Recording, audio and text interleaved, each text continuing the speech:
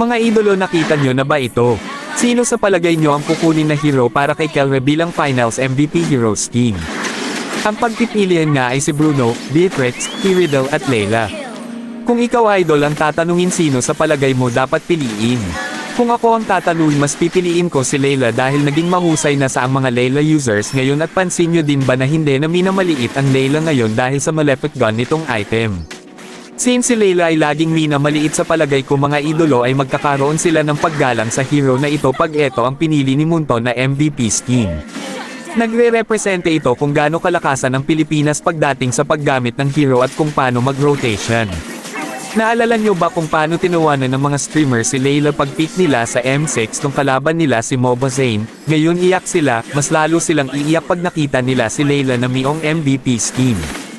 Kaya mga idol, sana si Layla ang mapili ni Munton. Agree ba kayo mga idolo? Comment ka naman idolo kung ano ang komento mo sa post na ito at i-share mo na din para malaman natin ang saloobin ng ibang players.